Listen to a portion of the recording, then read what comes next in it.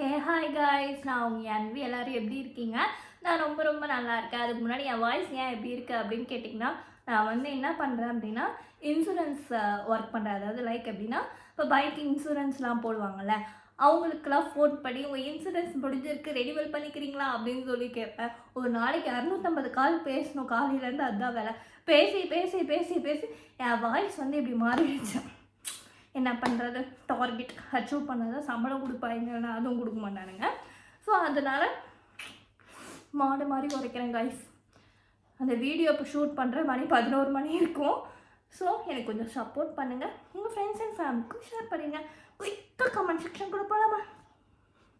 Background கொஞ்சம் adjust பண்ணிக்கோங்க. First comment, அதுவும் நம்ம பவுலர் செக்டர் இருந்து தான், அவரோட கமெண்ட் மட்டும் தான் கைஸ் கரெக்டாக வந்துடுது. ஸோ அவர் கமெண்ட் படிச்சலாம். அனதர் இன்சிடென்ட் சொல்கிறேன். One day 8th standard computer period. But நான் புக்கு கொண்டு வரல. ஹோல் கிளாஸும் புக்கு கொண்டு வந்துட்டாங்க. ஸோ எனக்கு என்ன பண்ணுறதுன்னு தெரியல. ஸோ என் ஃப்ரெண்டு பெஞ்சில் ஒரு பையன் ரெஸ்ட் ரூம் போயிருந்தான்.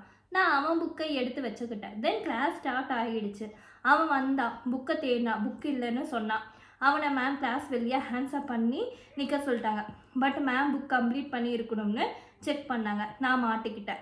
உடனே தரன்னு வெளியே எடுத்துகிட்டு போய் முட்டி போட்டு ஹேண்ட்ஸ்அப் பண்ண சொல்லிட்டாங்க.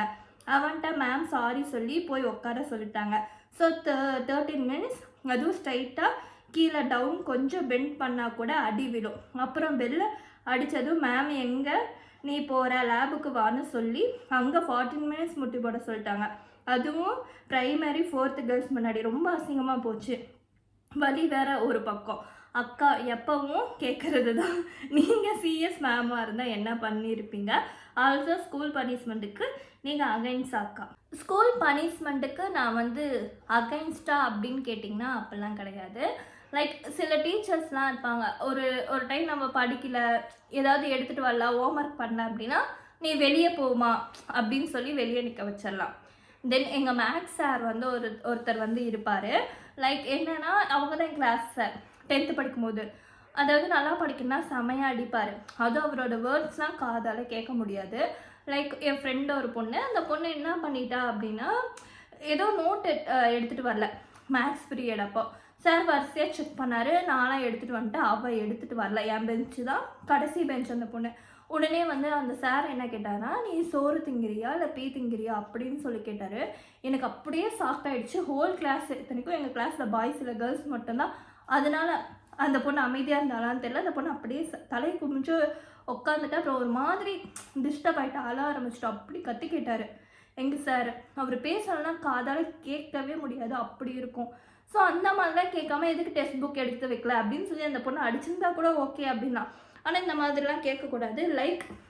இன்னும் சில டீச்சர்ஸ் எப்படி இருப்பாங்கன்னா, அதே 10th ஸ்டாண்டர்ட் நடக்கும்போது எனக்கு ஒரு இன்சிடென்ட் நடந்துச்சு. அதாவது நான் வந்து என்னோட ரோ வந்து 18 ரோ, நம்ம அந்த டெஸ்ட்டுக்கு எழுதுவாங்க 4 நம்பரை போட்டு, அதில் வந்து 18 நான். 18க்கு அப்புறம் பின்னாடி 17 வந்து ஒரு பொண்ணு. அந்த பொண்ணு பேரை சொல்லிவிடுவேன், சொல்ல வேணாம். அந்த பொண்ணு என்ன பண்ணிட்டா, இங்கிலீஷ் எக்ஸாமுக்கு வந்து 2 டெஸ்ட்டு பேப்பர் கொடுத்து படிச்சுட்டு வந்து எழுத சொல்லுவாங்க. அவள் என்ன பண்ணிட்டா, 2 பிரிண்ட் எடுத்துக்கிட்டா. ஒன்று வந்து கொஷினுக்கும் இன்னொன்று வந்து படிக்கிறதுக்கும் 2 வச்சுருந்தா போல். அவள் வந்து என்ன பண்ணிட்டா, அந்த கேடி நம்பரே போடாமல் ஏன் நம்பரை போட்டா 18 சொல்லி 2 பேப்பர், பிட் அடிக்கிறதுக்கு ஒரு பேப்பர் வச்சுருந்தா போல், டெஸ்ட் பேப்பர்.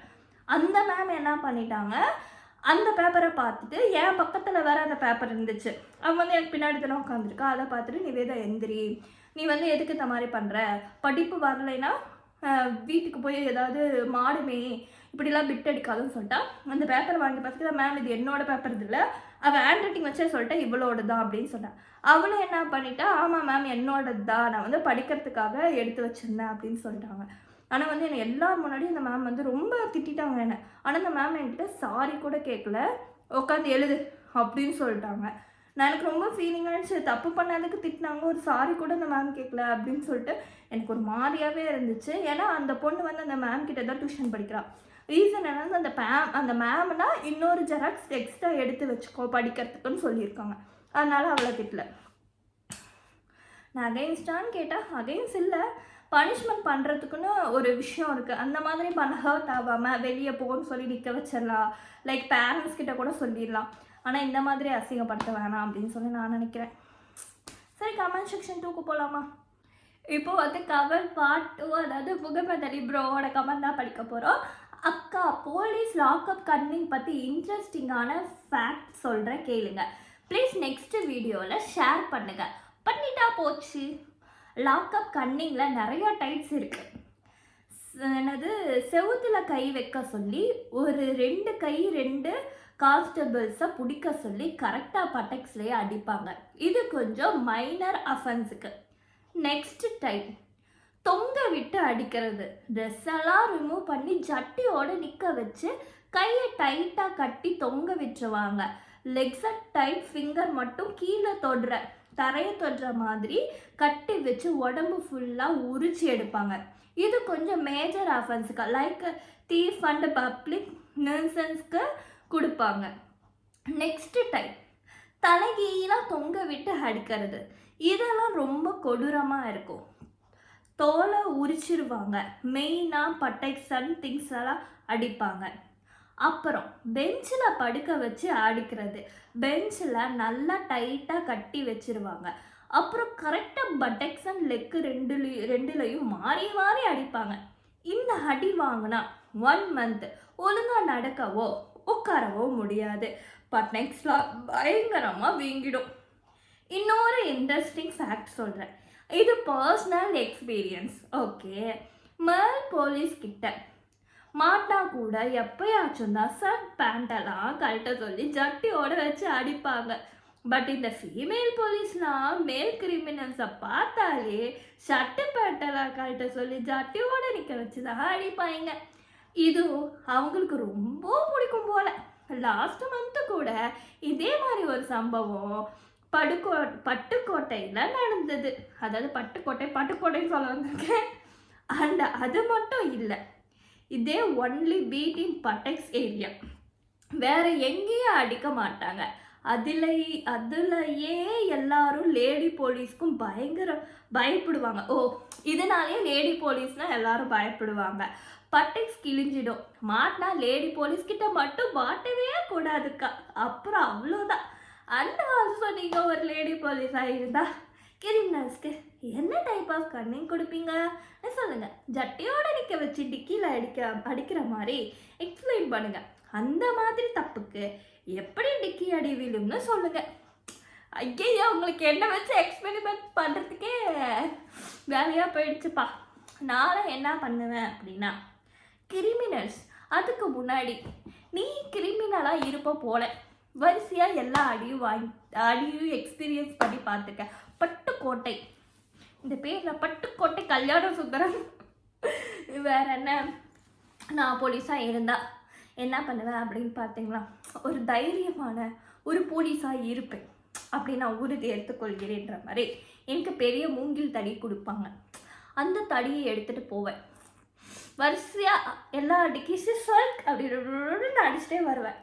அப்படியே டிக்கியில் கொஞ்சம் கொஞ்சமாக அடிச்சுட்டு வந்தேன்.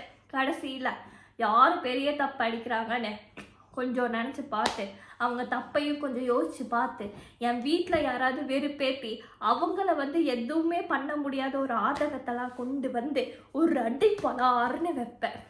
அவன் கத்துவான். அப்போ தான் நம்ம அடி எப்படி இருக்குன்னு உணர்வோம். ஐயோ ஐயோ, ஏன்டா இப்படிலாம் பண்ணுறீங்க? 2 கமெண்ட்ஸாக வந்துச்சு. மீதி கமெண்ட்ஸ் வந்தால் படித்து ரியாக்ஷன் பண்ணலாம். உங்களுக்கு நம்ம வீடியோ பிடிச்சிருந்துச்சுன்னா மறக்காமல் லைக் அண்ட் சப்ஸ்கிரைப் பண்ணுங்கள். ஃப்ரெண்ட்ஸ் அண்ட் ஃபேமிலிக்கு ஷேர் பண்ணி விட்டுருங்க. ஃபன்னியாக எப்படி பேசுறதுன்னு தெரியல, ட்ரை பண்ணலான்னு பார்க்குறேன்.